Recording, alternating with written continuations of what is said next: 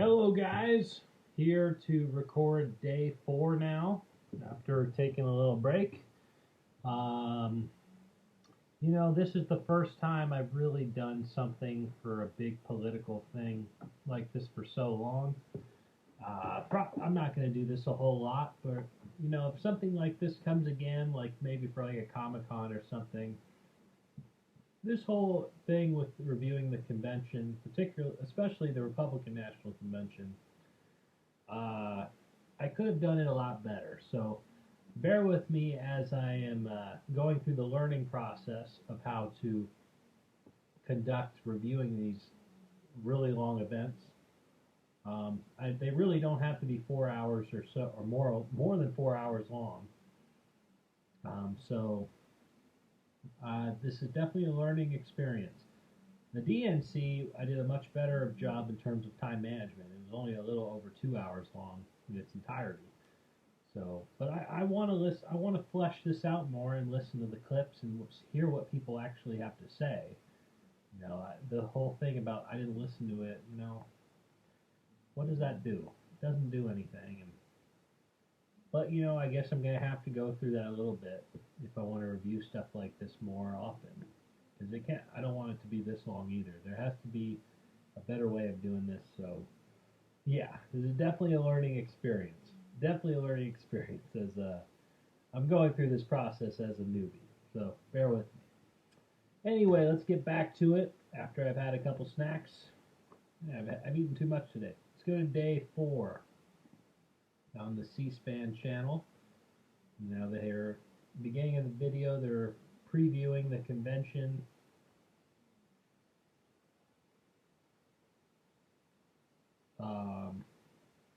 Now they're showing a video of how Kamala Harris criticized Donald Trump and Mike Pence in a speech from the same day, I believe, earlier that day. Let's see.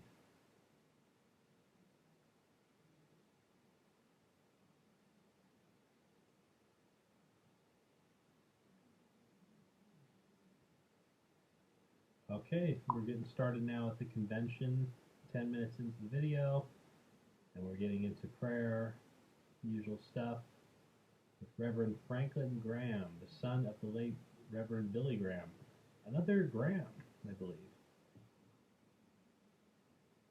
from that same Reverend.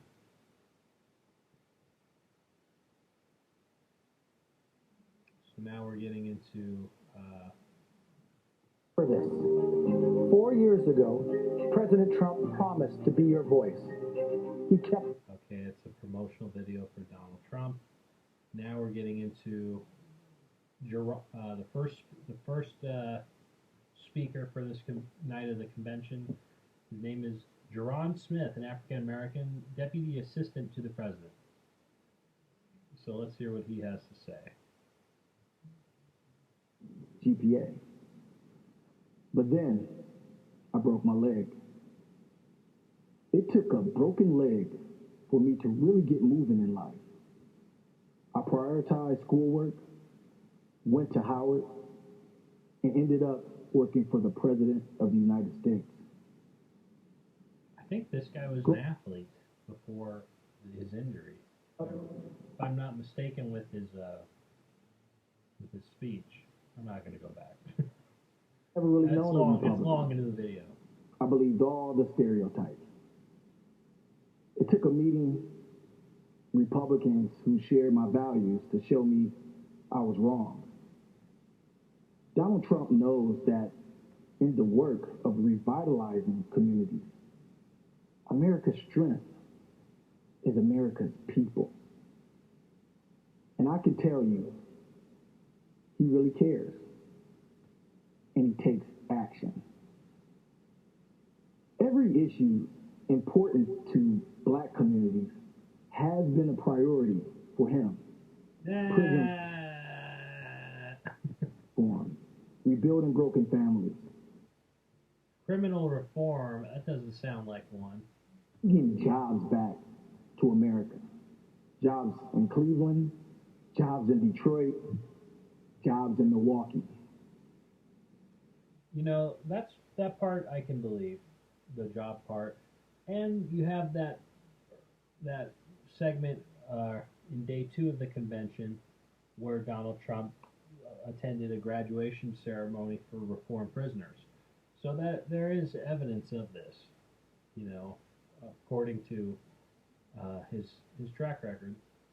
But the idea that Donald Trump prioritizes, uh, really cares about the priorities of the black community, considering what happened again with the George Floyd protests and what's happening in Kenosha, where he's talking about the left wing looting and all that stuff, and not much about Jacob Blake in Kenosha. I really challenge this idea that it's a priority to him, that the issues in the black community, it's a priority to Donald Trump. So let's go to the next person. I had to move on here. Okay, it's another. I believe these are Democratic everyday American people that were Democrats that converted into being Republicans. This new promotional video. I was renting a room in this woman's apartment. That I must be a Republican or I must be conservative. I still consider myself a liberal, but liberalism has changed. Yeah, again, it's that same thing. Let's go to the next person who spoke at the auditorium. This is Representative Jeff Van Drew, Republican from New Jersey. Is this the guy who was Democrat and he voted for Donald Trump? I might have been confusing him with the New York guy earlier. And he made me feel more comfortable and welcome. In members of the squad quickly take control of the Democratic Party just weeks after being elected. The party had moved from... Yeah, this is that guy this is the person who moved from Democrat to Republican. To radical. This new Democratic Party wasn't just for higher taxes. Now they were for open borders, against our police, and against our God-given rights. When the radical Democrats went after President Trump with impeachment, they made another mistake. Democratic leaders told me that I had to vote for impeachment or my life would be made difficult, and I wouldn't be allowed to run again. Listen, I'm from South Jersey, and you better come at me with more than just loud words and empty threats. I voted no on impeachment, and it was an easy call. Soon after, I met with President Trump, and he made me feel more comfortable and welcome in the Oval Office than Nancy Pelosi ever made me feel in her caucus. And a few days later, I officially changed parties, and I became a Republican. Let me tell you about Joe Biden. When the Democrats tried to order me around, I was ready, willing, and able to say, I've had enough with their radical socialist agenda. Do you really believe Joe Biden is ready, willing, and most of all, able to do the same? As Joe says, come on, man. Joe Biden is being told what to do by the radicals running my former party, the same radicals trying to install him as their puppet president. I don't know about that from what I've heard off the Hill. I think it's more of the established Democratic part of the Democratic Party, the neoliberal part, that being the established. They really have more control of Joe Biden than the radical squad. The party that has control of Joe Biden, they hate the squad. The squad's the new emerging part of the Democratic Party, to my understanding. And the whole thing where Joe Biden is supported by the neoliberal establishment in the Democratic Party, the same establishment part of the Democrats that Wall Street supports and big businesses support, corporations. Kamala Harris is the vice president for Joe Biden, and she is beloved by corporate companies, by the Bay Area, big tech, and all that stuff. They love Kamala Harris because challenged them as a California Attorney General, and she had their business grow without checking them. And so, you know, this isn't really true, what this Jeff Van Drew from New Jersey is saying. By the way, I wonder what the constituents of this Jeff think of him switching parties like that. When I'm at my local diner, I tell people that America is the best nation in the world, and that President Trump has helped make it that way. Republicans, independents, and even Democrats, they all know that in President Trump's America, we have a strong military, strong support for our police, strong support for our veterans, and strong support for our seniors. I gotta move on. He made a lot of points. But this is the guy who switched from Democrat to Republican. The other guy, he was mainly supporting the pandemic and what he did for the pandemic, what Trump did. So that was his main part of his speech. Now we're getting into, I don't know who this is. This is another video package for Donald Trump. Next up is a woman named Stacia Brightman, military apprenticeship program graduate. I don't remember this woman. She's African American. Let's see. Stephen Clark. After serving my country in the Marine Corps, I worked various jobs, but wow, she served in the Marine Corps. I needed a degree in order to have a career. I put myself into significant debt to earn my bachelor's degree in finance. Despite my degree and all of my efforts, at one point, my boys and I even found ourselves homeless.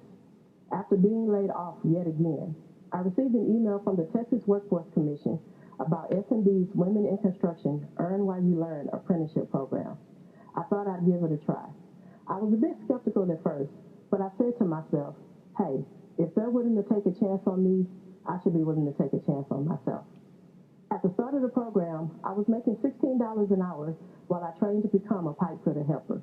Looking back, it wasn't easy, but boy, was it worth it. I felt empowered that I was learning new skills and able to support my family again. I worked hard, got promoted, and even got a few raises.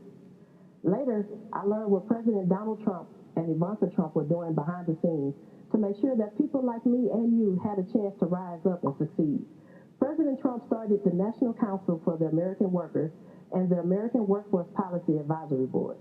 Together with Ivanka, he wrote policies that made it easy for states and companies to give opportunities to hardworking Americans like me. The President and Ivanka also partnered with the Ad Council to launch FindSomethingNew.org, helping connect workers and workers with training and apprenticeship programs where they live. If you find yourself in a situation like mine, where you feel you have nowhere to turn, nothing to really fall back on, and you feel like no one believes in you, go online to FindSomethingNew.org.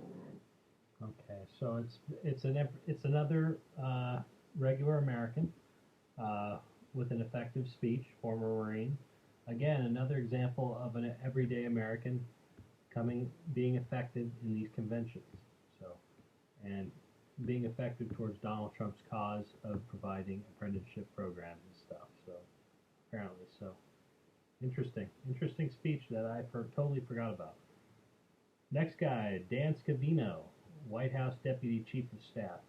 This is a big, sounds like a big position in the Trump administration. So, and I don't really know him. So, I remember he spoke. I remember this face in the convention, but I don't really remember what he said. Let's hear what he has to say.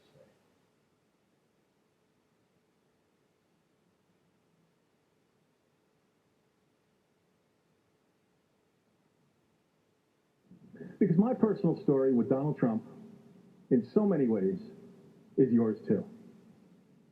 He saw potential in me, a spark, the possibility that I could be more. Let's see here. Scratch the surface of what we can do together. If there's one thing I hope you will hear from me tonight, it is this. President Trump is a kind and decent man. I wish you could be at his side with me to see his endless kindness to everyone he meets. The media could be a fog machine, creating a partisan mist around everything that's hard to see through. That's true. But in 2016, you navigated through it all. The credentials for him just pointed out he's also the White House social media director. Found your way through the swamp, and you'll arrive safely on the other side. What's with the swamp? With Donald They J. keep using Trump the word the swamp. as your new president. There are some things that were true then, reasons why you choose him as your country's leader, that remain true today. You know the president cannot be bought. The American people must know their president isn't building his life. He's building yours. He knows the president cannot be bullied. President Trump is the first leader who's been too strong, too tough, and too savvy to be crushed by the status quo establishment and the political media class. I don't really hear what this guy's saying, quite frankly. This guy didn't really say much, as I'm approaching. Let's see. Stop parade of politicians when you got an army of the people behind you. On November 3rd, vote for the man who believes in America and believes in you. I'm not. Let's go to Mitch McConnell, who was talking out from Louisville, Kentucky, I guess, by his home, or outside his home. Mitch McConnell, a guy who I think should be primaried out of Congress, along with Nancy Pelosi and Chuck Schumer. Chuck Schumer, by the way, just get off Facebook, please. I'm tired of your posts. Let's hear what McConnell has to say, because he is a very, very, very powerful figure in the world of government right now. So I really would be interested to hear what he has to say, up to a minute. Now you understand why Democrats spent an entire week telling us about who Joe Biden is, not what he intends to do. I agree. I'm immensely proud of the work the Republican Senate has done. We are the firewall against Nancy Pelosi's agenda. Like President Trump, we won't be bullied by liberal media intent on destroying America's institutions. We will stand our post on behalf of the millions of Americans whose stories aren't told in today's newspapers, whose struggles are just as real. We'll continue to support American families as we defeat the coronavirus and return our economy to the envy of the world. The stakes have never been higher, which is why I'm asking you to support Republican Senate candidates across the country and re-elect my friend, President Donald Trump. He didn't really say anything there. I might have missed something earlier in his speech, but I don't feel like I did. Mitch McConnell, I just don't like that guy. He's done a few things already.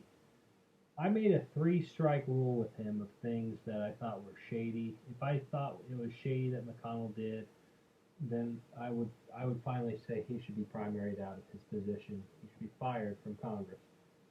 And he made it. He did three things that I thought were kind of shady. Number one, he is trying to promote a judge into only 6 months of experience as a judge into a high-ranking position, a high-ranking judicial position, just because he has a personal connection to Mitch McConnell. So there you go. Number two, Mitch McConnell blocked the idea of people investigating the voting processes for at least some certain states in this country. Why would you block that? What would be the point of that? So that I thought was pretty shady.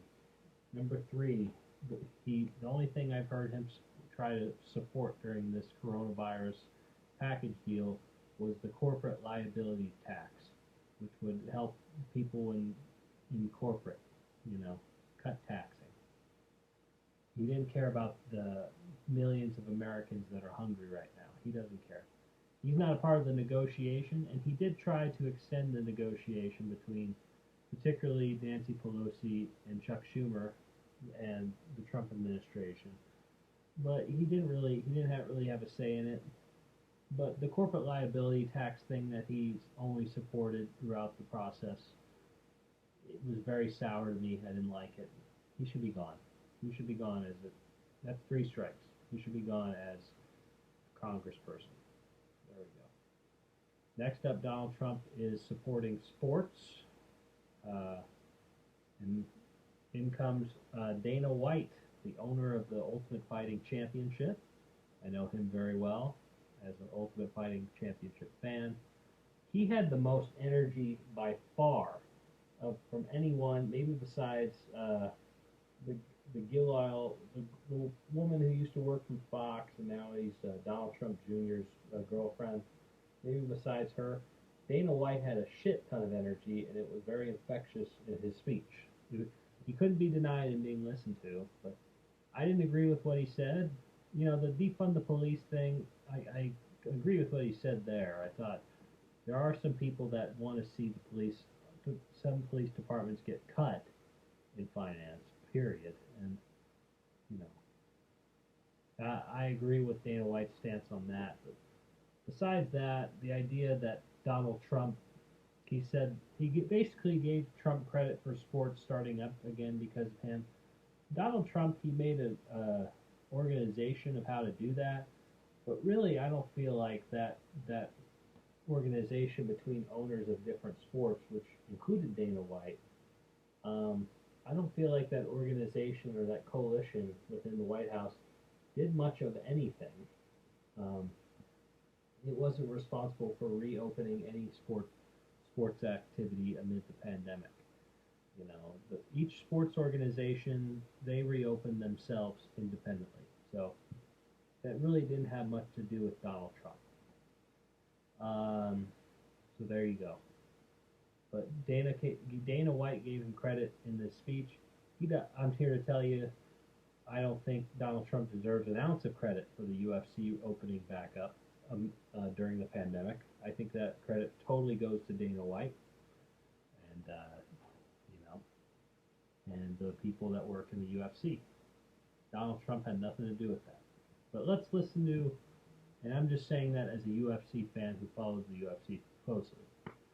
Let's hear what Donald Trump or Dana White has to say in about 30 seconds of his speech. Are always the people who are asked to step up when things are at their worst role first responders play in our society. Police departments and other law enforcement, even some fire departments, have faced opposition from many in this country. But they are always the people who are asked to step up when things are at their worst and put themselves at risk. That has certainly been the case during this ongoing pandemic. Come on, America, defunding these vital positions is not the answer. The first responders have always taken care of us. And now, more than ever, we need to take care of them. Now, let's talk about COVID. And let's be very honest about it. No one person and no one place could have anticipated the challenges that COVID would bring. But President Trump has faced all these obstacles head on. He immediately put protective measures in place, and he reached out to the not best all and the brightest he American did a good businesses amount of them. across Sure. all industries Maybe to half. discuss what he and his administration could do to get the economy back up and running safely. Let me give you more detail. In early April, President Trump organized a task force of business leaders across the country, and I was fortunate enough to serve on that task force. Firsthand, I had the opportunity to witness how hardworking and determined President Trump was to solve unprecedented problems our country was facing. I personally observed his ability to listen and understand the issues impacting Americans of all backgrounds. It was clear his highest priority was always the health and safety of everyone in our country. Not just Republicans, not just supporters, but every single American. So that's what Dana White, the gist of what he said. Again, I don't agree that Donald Trump was this idea that he was responsible for opening up sports organizations. That's not what Dana White said. I'll give him credit, but based off what he said, you can kind of get the idea that he gives him credit. So I just want to debunk that idea right now. Donald Trump didn't do nothing to reopen up back up sports. No politician really did, to my knowledge. And the defunding the police stuff, I mean, feel like, Dane, again, this idea of wanting to take out the police and stuff. Some communities do.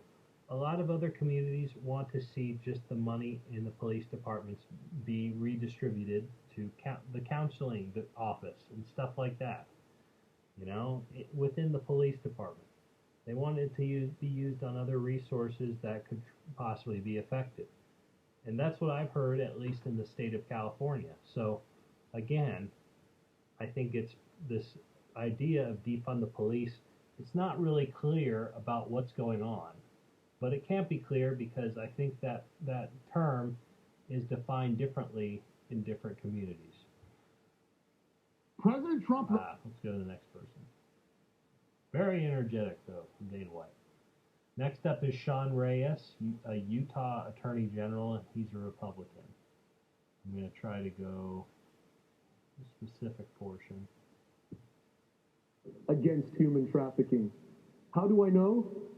Early in 2017, I had occasion to visit with him about our rescues. He asked insightful questions, expressed deep concern for victims. Overwhelmed with compassion, he promised to attack this evil. President Trump summoned Ivanka and leaders from his cabinet, directing resources and hundreds of millions of dollars for raising awareness, liberating victims, prosecuting predators, and empowering survivors. Together, they've done more to combat human trafficking than any administration in modern history. Now that's a promise kept. President Trump's taken similar aggressive action to break the chains of drug addiction and improve mental and behavioral health. I know nothing about Trump's history of addressing those issues, so I can't really comment. This guy, this Sean Reyes, he had a touching speech about his dad in his speech, and I remember that. It was pretty nice to hear something like that, so I would recommend to listen to his speech. He seems like a politician that's going to go up in the world, this Sean Reyes, so keep an eye on him. Next up was a woman, another ordinary American named Debbie Flood. She runs a corporation called the Melron Corporation in Schofield, Wisconsin, where she basically, I'm going to have her explain what her business is, because I didn't really get it. Hardware. My father, who was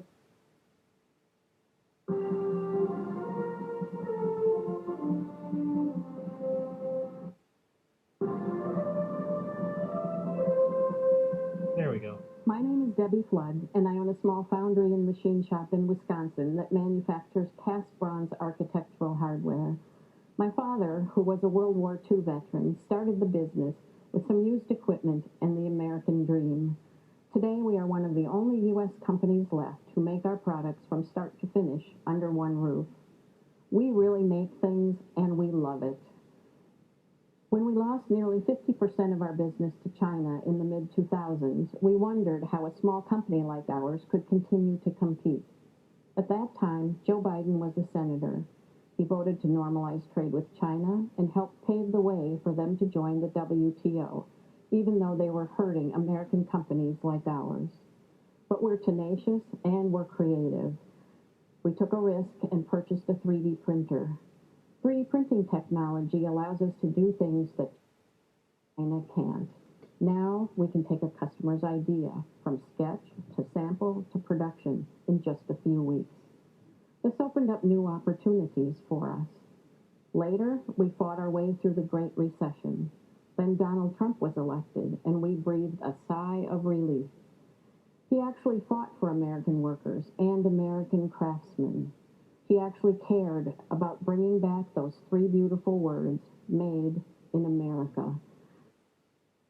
Again, a very big endorsement to Donald Trump from an ordinary American, and another very effective speech from an average American, and that criticizes Joe Biden hard, and at the same time endorses Donald Trump big. The idea of outsourcing jobs to China is very terrifying for a lot of American voters, and these are effective speeches when you bring on these small town, small business people in to tell their story about how the Trump administration helped them while the Obama administration didn't. So it's a big deal. Let's go to the next person. That's one of the better speeches of the whole convention too. And now I believe we're getting into how the Trump administration helped poor communities, I believe. Okay, now we're getting into immigration. Okay, next up was one of the most effective speeches in the entire RNC as well. This is the widow of David Dorn, the police officer who got shot during the protest of Breonna Taylor, I believe in Kentucky. According to the wife in this speech, Dorn answers an alarm for a business person all the time. He's the security for that store if it gets broken into, if the alarm sounds. And the night that the protests happened, the alarm sounded, and he went in, and apparently there were looters that were in there, and they shot him. They apparently shot him or killed him somehow during that confrontation in the store when Dorn just went to go do his job as a patrolman. So let's see what the wife has to say. This is going to be pretty warning. This is going to be rather emotional. I'm not going to listen to the whole thing. I'm only about 30 to 40 seconds, but it's effective. It's depressing, so bear with me. It's rightfully depressing, but there you go. Loved him, and they really loved him back. People love David Dorn. Dave was all about service. He served 38 years in the St. Louis Metropolitan Police Department and 6 years as chief of police as the Moline Acres Police Department. This was in St. Louis, my bad. After 44 years, he retired from law enforcement, but he never retired from helping a friend in need. He was a police captain. Since he befriended every person he met, he was a very busy man. He was retired too. One example of that was his friendship with a young man named Lee. David met him when Lee was just a kid, after members of his family were attacked and murdered. Dave took a special interest in the boy. They bonded, and their friendship grew and remained strong throughout the years. Lee eventually opened a pawn shop. He trusted Dave implicitly and asked Dave to help with security. David readily agreed. Whenever the shop's alarm would go off, the alarm company called Dave. He would investigate.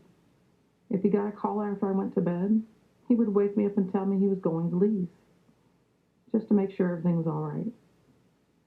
Most of the time they were false alarms, triggered by a storm or animals. But I never rested easily until I heard Dave's key turn in the door, knowing he was home safe. The alarm that went off the morning of June 2nd was for real. It was a violent night in St. Louis. 4 officers were shot. Others were hit with rocks and fireworks. At least 5 businesses were damaged, looted, or set on fire. As the Officer Wellness Coordinator and CIT Coordinator with the police department, I was keenly aware of the rioting and spent the evening getting ready to mobilize support for officers who were impacted. After I'd gone to bed, David received a call from Lee's Alarm Company. The front door of the pawn shop had been breached. This time he didn't wake me up to tell me. He probably knew I would have tried to stop it or insist on going with him.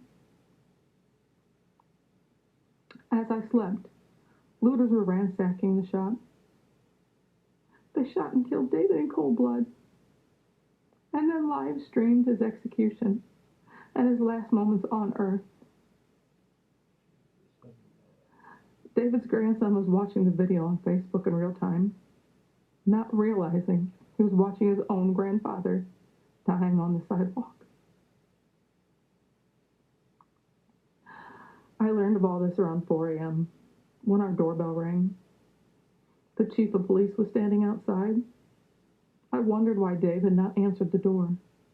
It wasn't uncommon for him to be up watching TV at this time. I called out to him several times. There was no reply. He just wasn't there. I led in the chief, and fighting back tears, he uttered the words every officer's spouse dreads.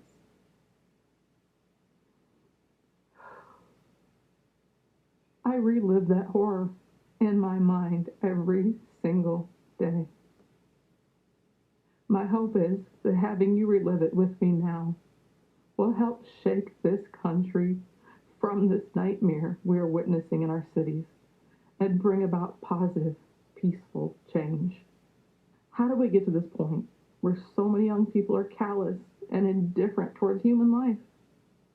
This isn't a video game where you can commit mayhem and then just hit reset and bring all the characters back to life.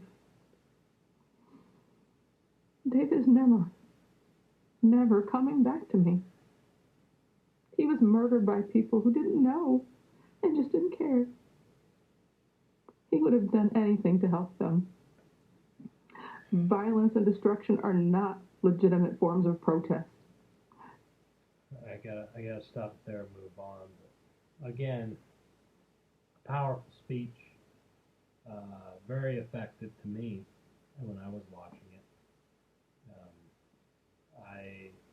Heart goes out to her. I mean, that's very sad. That was very sad to hear about. But on the positive side, it was very effective. Her speech was uber effective to me when I was watching it. And I thought it was one of the most effective speeches in both conventions, maybe the most. It was right there, and boy, it was powerful too. And she showed up in Donald Trump's speech at the end of this video. She was there, and she was mentioned honorably. My heart goes out to her. That's really, really, really sad to hear about that. And shame on you looters who are doing stuff like that and committing violence. You people aren't protesters. You people don't care about George Floyd. You know, enough's enough. But anyway, let's get to Ben Carson, who's next. Carson, he was interesting. He tried to sympathize a lot with the American people, I feel like, in his speech. Carson, his title is a Housing and Urban Development Secretary, which I don't know what. He's not very notable in his campaign or in his position, but let's take a look at a quote of what he had to say in a speech that I don't really remember very well. Ruin in all events, unquote. These words of warning are relevant today. We have a choice. Do we want big government that controls our lives from cradle to grave? Or do we believe in the power and wisdom of the people and their ability to self-govern with help from a limited federal government? Our president, Donald J. Trump, believes in the people. He is one of us. He makes promises and he keeps them. No, he is transparent, and we certainly know what he's thinking. He does not submit to political correctness or to its enforcers, the media. He is real. Sometimes right now, we need real. We need courage. Accountability. We can't cower in the corner and hope that no one calls us a name, believing that will keep us safe. That is not courage, and that will not lead us to a good and just place. We must... Okay, I gotta go forward here, but Ben Carson's speech was rather ineffective to me, unfortunately. And I like Ben Carson, but it just wasn't that effective, as you could see from my reaction to it. But even that, it just wasn't memorable either. So, there you go. Next up was a former police officer named Patrick to you on behalf of 50,000 active. Patrick Lynch. He's a police benevolent assistant of New York City president. Assignment, I should say, of New York City president. So he's a part of a police group, and he is endorsing Donald Trump for supporting that group, basically. The radical left and all that stuff. Stuff we've heard throughout this convention. I'm not going to get into it. It's just the same thing as I said before. And look, you can support the police. That's fine. I encourage that. But just support the idea that some policemen are bad, too. I mean, why can't we support both sides? That's kind of a... I've talked about that ad nauseum, I feel like, tonight. So. Next up, we have Rudy Giuliani, the former mayor of New York. And Jesus Christ. Giuliani, I think he also talked about, criticized de Blasio and stuff in his speech. Let's listen to what he had to say, because he's a powerful politician as well. So I want to hear him. Done to New York. Again, the Democrats are urging you to vote for an obviously defective candidate. Biden has changed his principles so often, he no longer has any principles. He's a Trojan horse with Bernie, AOC, Pelosi, Black Lives Matter, and his party's entire left wing, just waiting to execute their pro-criminal, anti-police, socialist policies. The whole unprecedented wave of lawlessness began with a truly just cause: the unforgivable police killing of George Floyd in Minneapolis. Peaceful protests began all over the land. The condemnation of the killing was universal, from President Trump to Democrat leaders. It seemed, for a few brief shining moments, Democrat and Republican leaders would come together with a unified proposal to reduce police misconduct. This possibility was very dangerous to the left. They had a president to beat and a country to destroy. And although an agreement on action against police brutality would be very valuable for the country, it would also make President Trump appear to be an effective leader. They could have none of that. Well, I don't know. This, again, the radical left spiel. Nobody cares. Nobody cares about the radical left. I'm sure Giuliani had a lot more to say, but I don't want to get into it. I got to move on here. Same stuff.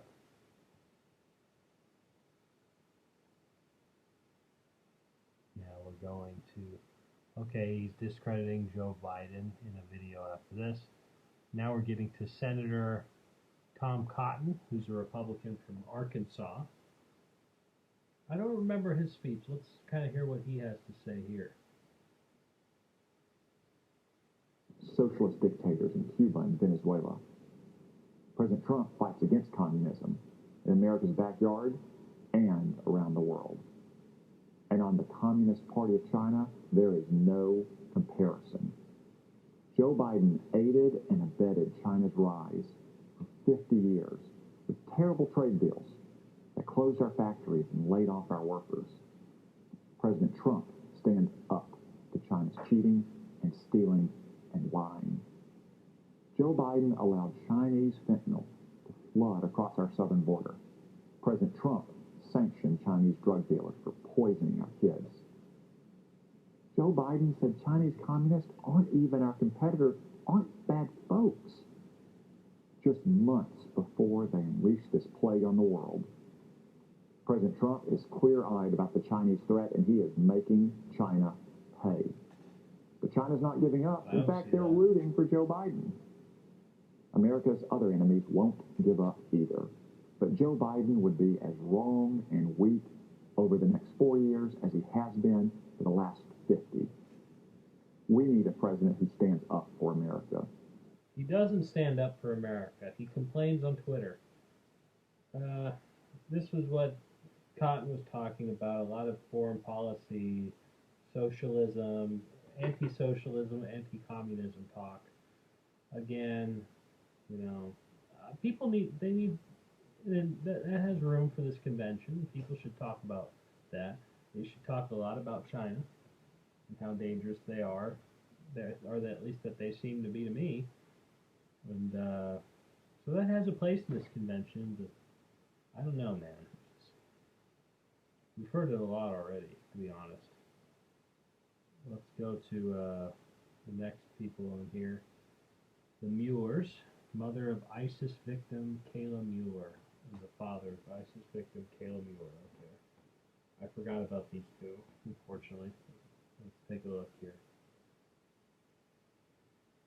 Months she endured, and we endured an agonizing back and forth between us, the Obama administration, and ISIS. We put all our faith in the government, but the government let us down. President Obama refused to meet with us until ISIS had already beheaded other Americans. To this day, we've never heard from Joe Biden. Instead, the Obama administration had hid behind policy so much that we felt hopeless when they kept us from negotiating to save Kayla's life. The administration showed more concern for the terrorists in Guantanamo than the American hostages in Syria. The military prepared a rescue mission, I'm sorry, but the White House like delayed it. By the time it went forward, Kayla had been moved to another location. After 18 months of brutal torture, we learned from ISIS that Kayla had been killed. It's crazy that these people are, that the parents are just so stoic about it. They're not getting super emotional about it. The Obama administration kept telling us they were doing everything they could, but their version of everything wasn't enough. What a difference a president makes. Under President Trump, U.S. Army Special Operators conducted a raid on al-Baghdadi's compound. After we learned that al-Baghdadi was killed, we learned something else. The operators named themselves Task Force 814 after August 14th, Kayla's birthday. And the mission was named Operation Kayla Mueller. To those soldiers, thank you. Kayla was looking down on you. The Trump team gave us empathy we never received from the Obama administration. The Obama administration said it was doing everything it could. The Trump administration is. Let me... Wow. The mom's getting a little emotional, but understandably. But that's sad. And I'm glad if this is true about ISIS being pretty depleted because of Trump. I mean, again, Trump is a good figure in terms of foreign policy and warfare. He's a good candidate. He just is, I think. So, even though he has a lot of complaining against military leaders. Kayla should be here. If Donald Trump had been president when Kayla was captured, she would be here today. When Kayla was a hostage, wow. Big I'd go call out to outside at Barack night Obama. and look at the moon. I'd look at the moon. I'm sorry, guys. I gotta go forward here. But, they showed a picture of Kayla. And, wow, sad.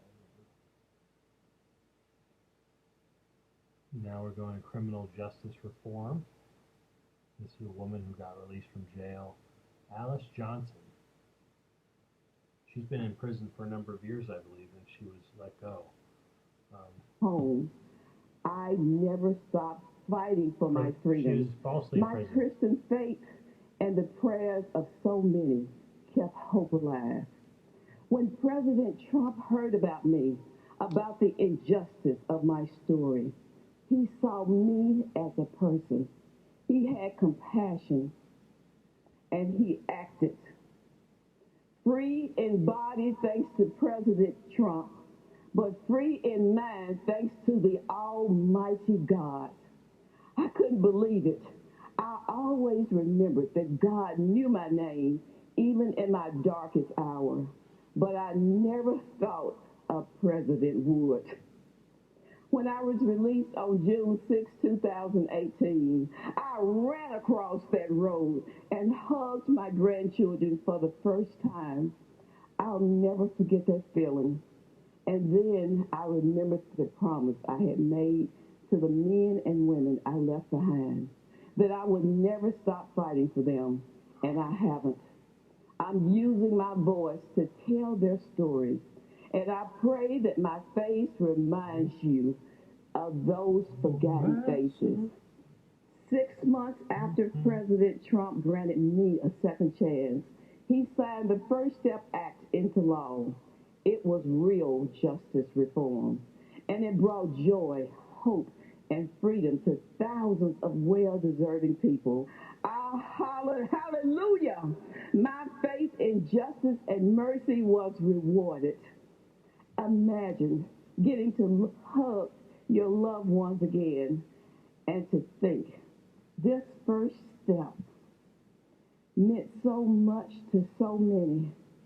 I can't wait because we're just getting started.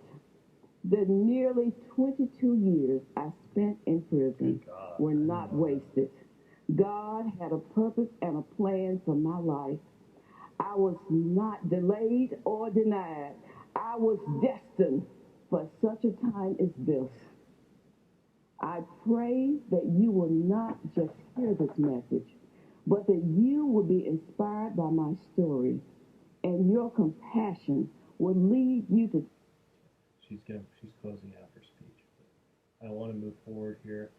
Next up, it's basically another promotion for Donald Trump and what he's done, and the accomplishments he's made. Got to go forward here. Now we're getting to the big stuff. The White House, where Ivanka Trump, who I think is the clear favorite child of Donald Trump. There seems to be favoritism in that family. I don't know. Ivanka had the big speech compared to the other two or three. So there you go. I think again, I really don't like it that she has a cabinet position, and her daddy gave her a cabinet position. Does she have any political experience? Like, I want to check on Wikipedia real quick if she has any political experience. But let's listen to a clip of what she had to say. She had a long speech. It was like 15 minutes or so. No, 20 minutes. Longer. Jesus. This was no, it wasn't. It was 15 minutes. 15-minute speech. So let's get into the middle of Ivanka's speech. Again, she said a couple humorous things, and where we're at now is we're out of the auditorium and we're at the White House, where there's countless American flags at the front of the White House, in the front yard, where a lot of people are sitting, and while violating the Hatch Act completely in this whole speech.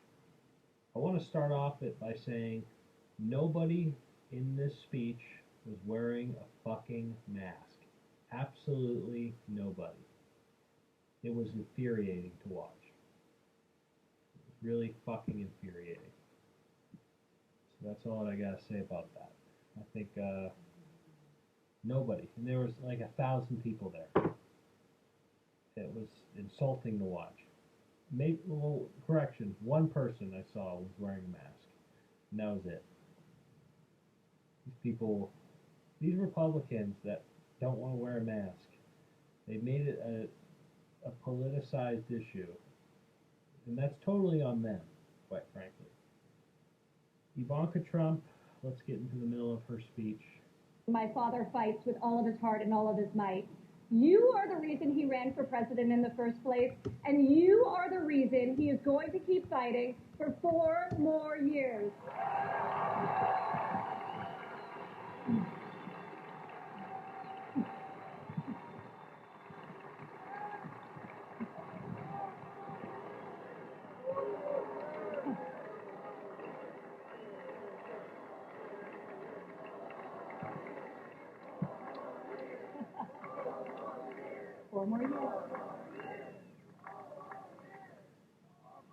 I remember one evening in early February of 2018, We were in the Oval Office with my father's top economic advisors, and the president was pushing to keep the promise he made to renegotiate the bad trade deal that had gutted millions of middle-class jobs.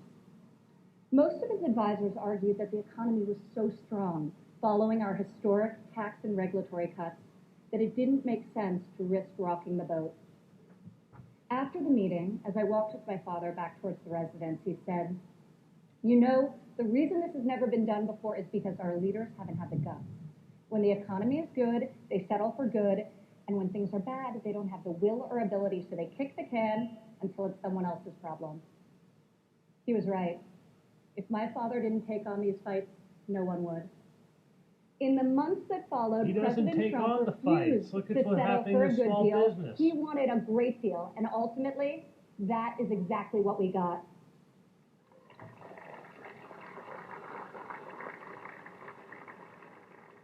I remember each time he was updated on the progress of the new trade deal with Mexico and Canada, he would say, "Don't let down those dairy farmers I met in Wisconsin. I don't want them to like this deal. I want them to love it." Let's get into another clip of her speech. It's a longer speech.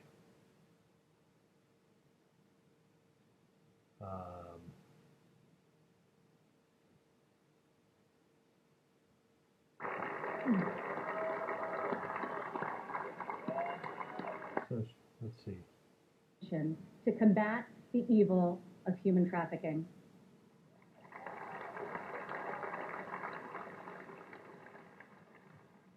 I've stood by my father's side at Dover Air Force Base as he's received our fallen heroes, and each time it has steeled his resolve to finally stop the endless foreign wars.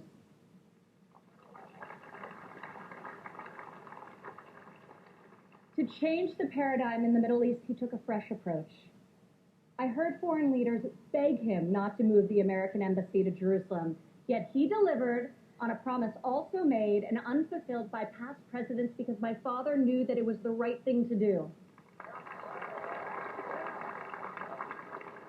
Defying all expectations, just weeks ago, he rewrote history again by making a peace agreement in the Middle East, the biggest breakthrough in a quarter century. I heard The Hill comment on that peace treaty just right after it was made from an expert following it. I don't know why I'm not looking at you. And they basically said that it really didn't have much effect at all. So I'm hearing conflicting reports on how effective it was and how big it was. So there you go. That's what I've heard according to The Hill from the Rising talk show, which is The Hill heavily endorses. So there you go. The Hill being an unbiased source. Now I'm looking at Ivanka's history in politics, and she doesn't have much of one before endorsing Donald Trump in her presidency.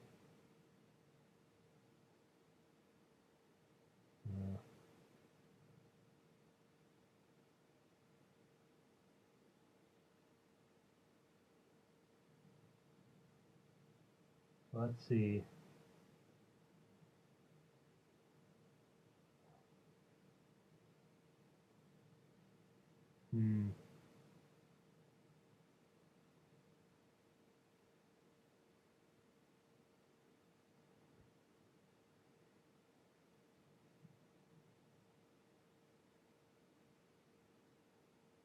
Let's see. So yeah, she hasn't had any political experience prior to being a senior. Prior to Trump's rise, her first position in politics. It sounds like was as a senior advisor. What the fuck is she a senior advisor for? She's a senior advisor. She was a former president of. She was a president of Trump's organization. So, you know, her daddy's organization. So she's totally unqualified, and it's a total conflict of interest. Ivanka Trump should not be anywhere near the White House. She should just be the daughter of the president, and that's it. I just think it's highly a giant conflict of interest that she's anywhere near it. So she introduced Donald Trump to do his hour and 10-minute speech. I'll do a few clips. So overall, as we are in Trump's speech now, it was a good speech. You know, was it better than Joe Biden's? I don't know. I think they were pretty even. He, of course, accepted his nomination as president. He highly criticized Joe Biden. I don't think I'll be able to find it in his speech, but he did a very effective criticism of Joe Biden outsourcing, of how Joe Biden hugged a lot of middle-class workers and in small businesses about their jobs being safe, and then outsourcing them to China after meeting them anyway. So that was very effective, the way Trump did that and said that. He even said that sometimes he gave the small business people kisses as well as hugs. So it was very effective. And, you know, that's an apparent weakness of Joe Biden. Along with that and him supporting the Iraq War as a senator, those are two big weaknesses for Joe Biden. And Donald Trump attacked him quite a bit from the sound of it. Donald Trump mentioned a lot of other things, but quite frankly, it was an hour and 10 minutes long. I didn't listen to a giant amount of it. Donald Trump does these speeches all the time where he talks like forever. So I'm going to do 3 little clips about what he talked about, analyze them, and I think I'll call it a night and kind of rate the convention after that. I should mention, after he did his speech, there was a singing piece from an opera singer, and they did a fireworks show at the end of it where it said Trump 2020, I believe. So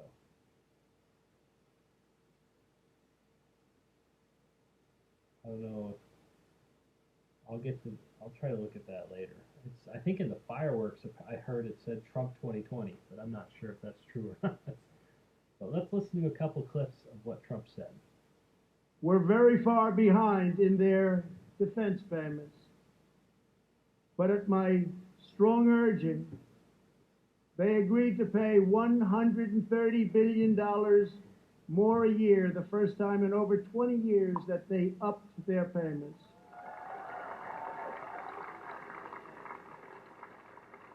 And this $130 billion will ultimately go to $400 billion a year. And Secretary General Stoltenberg, who heads NATO, was amazed after watching for so many years and said that President Trump did what no one else was able to do. Thank you.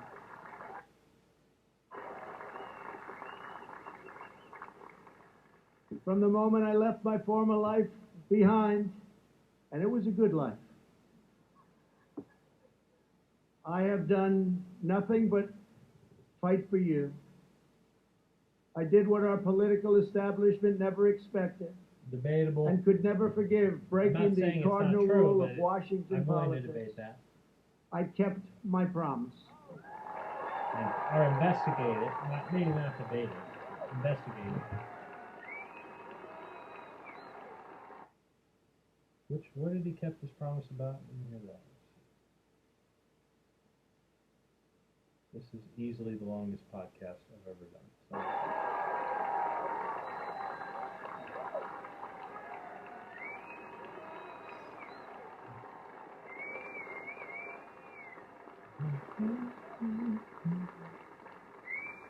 Together we have ended the rule of the failed political class.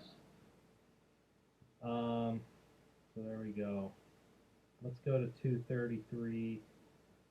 2 hours and 33 minutes, I should say. In our lifetime.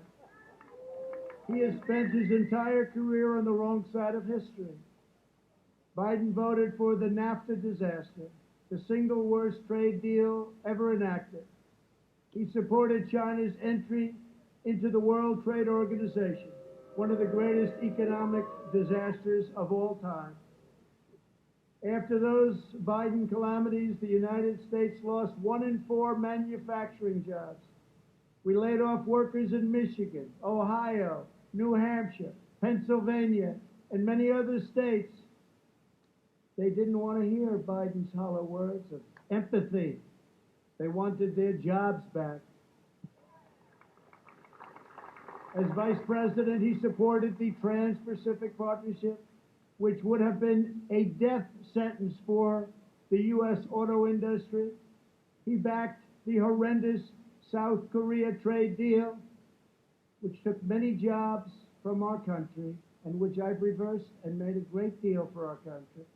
He repeatedly supported mass amnesty for illegal immigrants. He voted for the Iraq War. He opposed the mission to take out Osama bin Laden. He opposed killing Soleimani. He oversaw the rise of ISIS and cheered the rise of China as a positive development for America and the world, some positive development. That's why China supports Joe Biden and desperately wants him to win. I can tell you that upon very good information. China would own our country if Joe Biden got elected. Jesus Christ. Wow, went straight to the track record.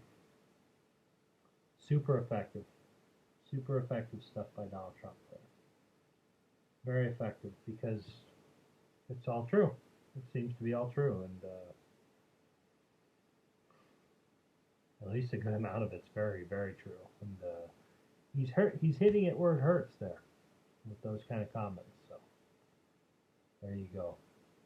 The last part of Donald Trump's speech, one more part to listen to from Donald Trump's speech. I'm just selecting a random spot. Here we go. 1 minute.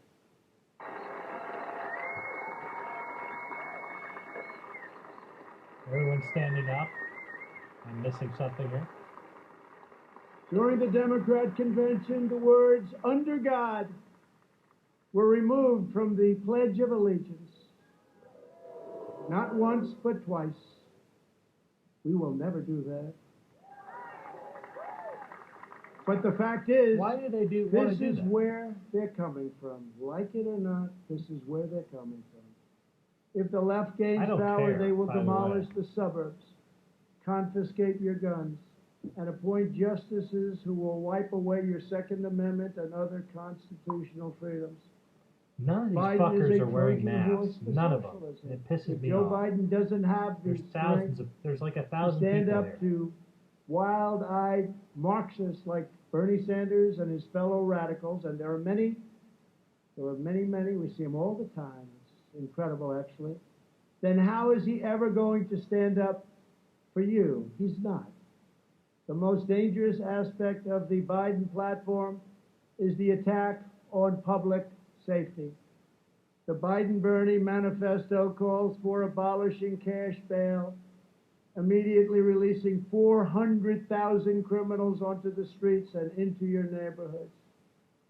When asked if he supports cutting police funding, Joe Biden replied, yes, absolutely.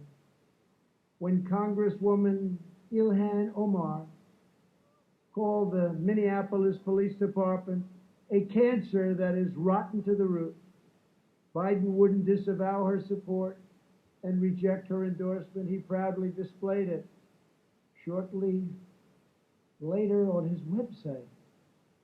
Displayed it in big letters. Basically a supporting of the police there from Donald Trump, sounds like.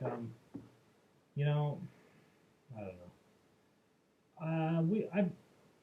We know what Donald Trump believes in, and we're starting to know what Joe Biden believes in. And I feel like I've covered all of it here. I hope so, within 5 or 6 hours of covering it. I hope I did something like that. And don't get me wrong, I enjoy doing something, contributing in some way about politics and educating myself more on what's being said in politics, because I feel like it's important. But I'm not going to do this 5 or 6 hour thing again. I'm going to try to find a formula to shorten it. But overall, giving my overall take on it, I think that the Republican National Convention was more effective than the Democratic National Convention. I really do. I think they did a better job in using ordinary Americans in their speeches. I thought they did a lot more policy talk than the Democrats did. The Democrats did so little that it felt criminal sometimes, and there were definitely some weaknesses. It was a close race between which convention was better. It's not like the Republican convention was that great, really, and both were very ineffective in terms of influencing voters, I think, especially when you look at the polls after the conventions were done. But just to say which convention was better, the Republican National Convention was, and I think that I think it was better just overall. That's pretty much the show, guys. We have done it. I have done it. This whole show, and I'm very happy you guys that are listening are still listening, because I appreciate that big time, very, very much. If you are, it takes a lot to listen to a show like this, but hey, it's important to listen to. So I'm glad that I'm having an ear. I'm having an ear listen to what I'm saying, and that's pretty cool. So thank you very much. I intend on talking about politics more in a much shorter format. Again, a learning experience here. So we'll see how this goes. All right, guys, post your comments down below. What did you think of the Republican National Convention? Do you think they're all full of bullshit? Do you think that there was good statements made, good speeches, bad speeches, things in the convention that got you enraged? Tell me what happened here. What did you think of the show? Did you thought it was good? Yeah, post your comments down below and subscribe to my channel. Watch all the other videos on there. I promise you they're a lot shorter. All right, guys. Have a great night. I am tired as fuck. I will see you guys later. Thank you again for listening. I very much appreciate it. And I enjoy talking politics with you and talking about whatever I want with you. It's great as well. So, I'm tired. In the meantime, I'll catch you on the burn side, and I will see you guys another time. Catch you later, guys. Peace.